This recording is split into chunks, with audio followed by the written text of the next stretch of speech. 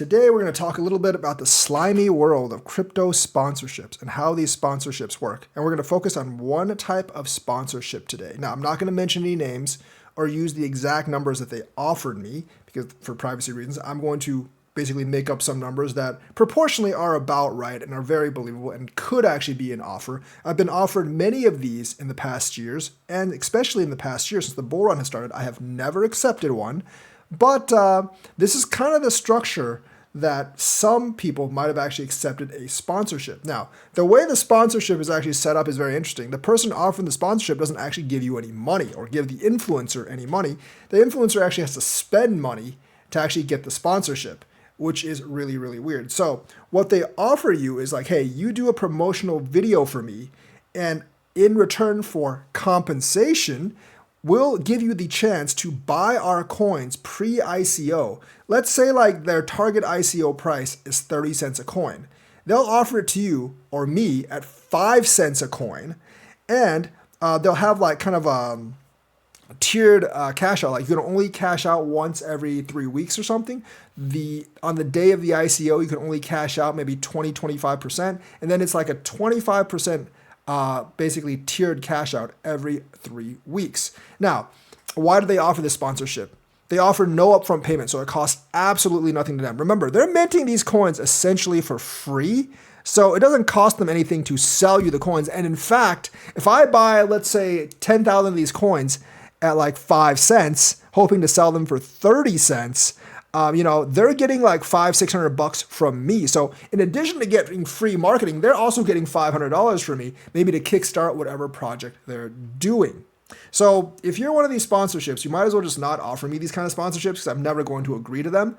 If you want me to sponsor you, I expect real USD payment. In certain instances, like I will accept USDC and USDT, although I will charge a premium because that is a little bit more. It's a little bit more work on my tax and all that stuff, and I don't really want to sell back into USD. That's another like transaction. I just rather just get PayPal USD or Venmo USD or something. That's much easier for me tax purpose wise, and it's just much easier for me to process as well. But I will accept USDT and USDC. I am not interested in being compensated in your coin. I am especially not interested in being compensated with the privilege of buying your coin. That's not a privilege. I actually have to spend money buying the coin. Now, obviously, your target's 30 cents, but there's also no guarantee that it's actually going to stay at 30 cents for more than 5 seconds because a lot of those coins sell off right after the ICO. And plus, you're wanting me to shill these coins to my listeners. And the idea is basically like, once the ICO starts, my shilling plus all the other influencer shilling basically pumps the price of these coins up. And at that point, I will dump on my listeners, of course, and take the profit. Of course, I can only dump 25% or like whatever specified percent. But say it's like 25%, right?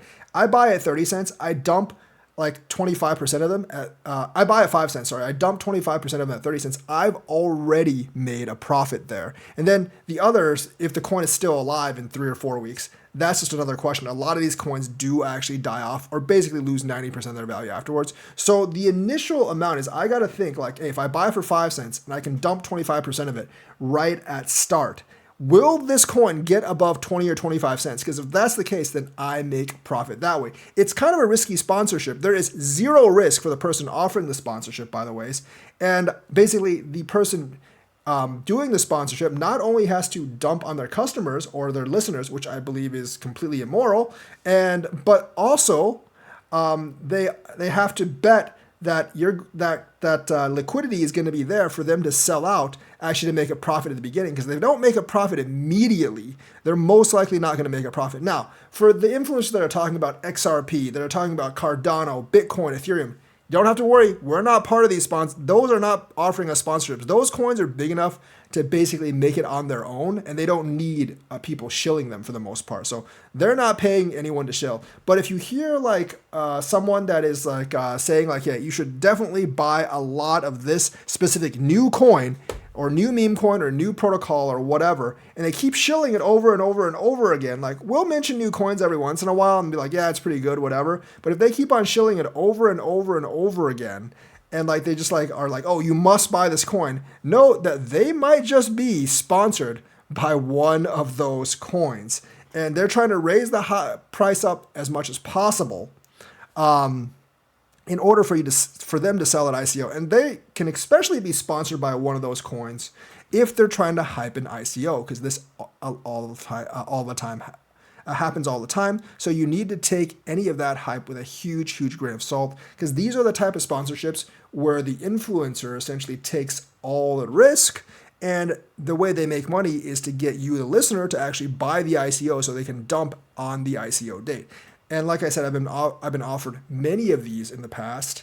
And I see these sponsorships kind of like leverage trading, the former leverage trading sponsorships, where like the influencer gets paid out on the liquidation of a referral, which I also think it should actually be illegal, because that you are actually acting directly against the interests of the person you are referring.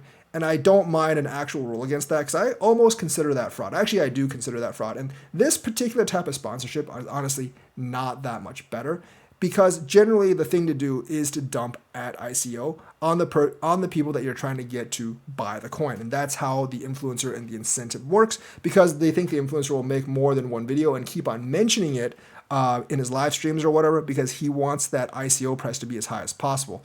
It's kind of like the ICP deal. Like, I think the pre-ICO price was like 3 cents or something, and it got to like $700. Now, it rarely ever happens like that. But, say like, I got the pre-ICO price at 5 cents. It goes up to $1. I sell 25% of it. Bam, I already made 5x. And the rest of it, I don't really care about. And as for you that bought it, who cares? Like, I made my money. But, I like I said, I've never accepted one of these sponsorships, and I will not accept one of these sponsorships. But that just goes, I'm just going to tell you like how exactly some of these sponsorships work, and why some influencers push ICOs and stuff so hard, because these are the kinds of sponsorships that basically they get offered. And like I said, I've gotten probably offered 20 or 30 of these throughout the years, probably half of them within the last year, because crypto's been going up and people are trying to launch these ICOs.